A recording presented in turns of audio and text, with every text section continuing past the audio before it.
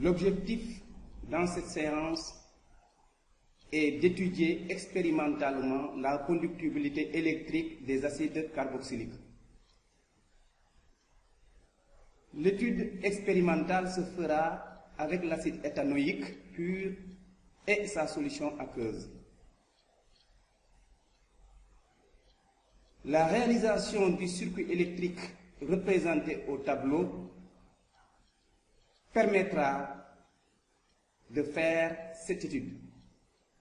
Alors, pour réaliser cette expérience, nous disposons d'un générateur de tension continue qu'on peut régler. Ce générateur permettra d'indiquer la tension délivrée au circuit par affichage numérique.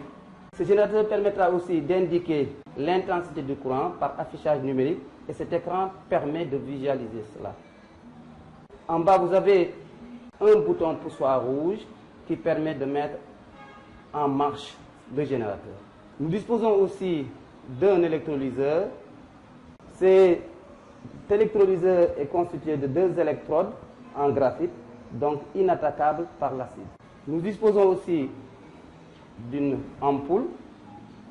Son rôle est de déceler le passage du courant électrique dans le circuit. Nous disposons ensuite d'un interrupteur, des fils de connexion, une bouteille d'acide éthanoïque pur.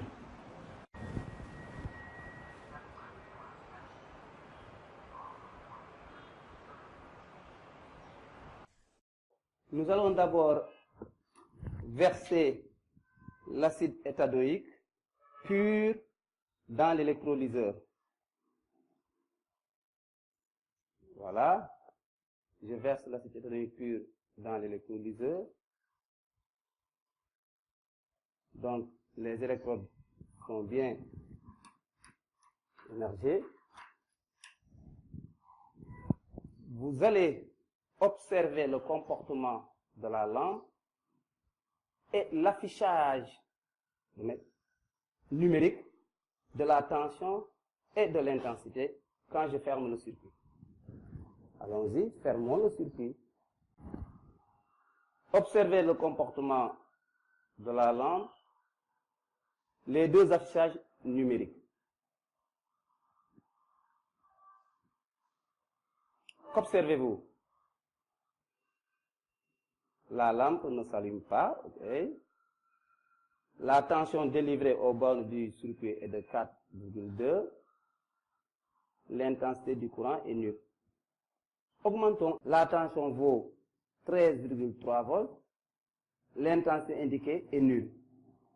Nous en déduisons donc que l'acide éthanoïque pur ne conduit pas le courant électrique. Voilà, nous allons maintenant passer à la deuxième expérience, à savoir réaliser une solution d'acide éthanoïque.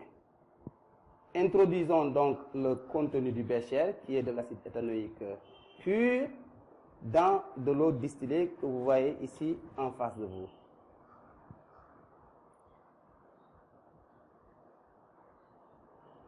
Ainsi, nous avons préparé une solution d'acide éthanoïque. Introduisons cette solution dans le bécher.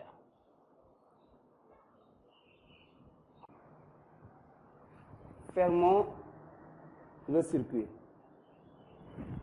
Qu'observe-t-on? Vous voyez donc que la lampe s'allume. L'intensité indiquée est de 20 mA environ. Conclusion, la solution d'acide éthanoïque conduit le courant électrique. Comment expliquez-vous les observations faites? Rappelez-vous de la leçon sur les solutions aqueuses en classe de seconde. Bien, nous dirons simplement que l'acide éthanoïque pur ne contient que des molécules d'acide éthanoïque.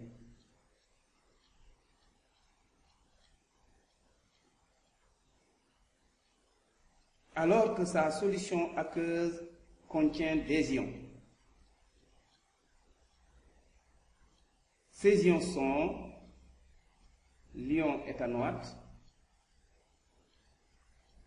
et l'ion hydronium.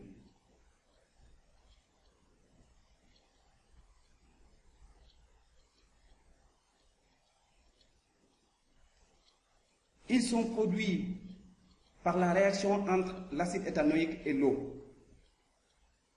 Cette réaction, appelée réaction d'ionisation, est traduite par l'équation de bilan.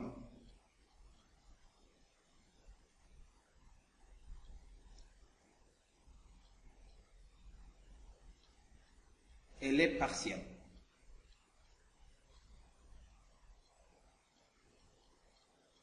À partir de cet exemple, nous pouvons alors généraliser en ces termes.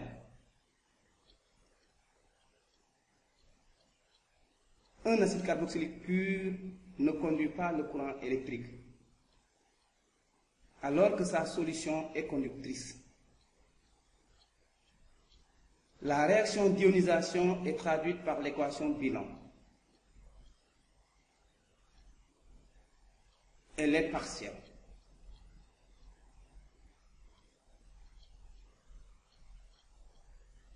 Une remarque importante qu'il faudra noter pour cette réaction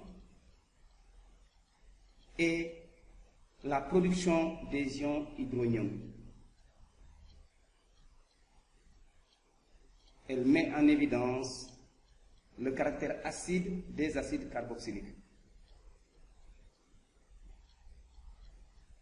Cette remarque sera alors pour nous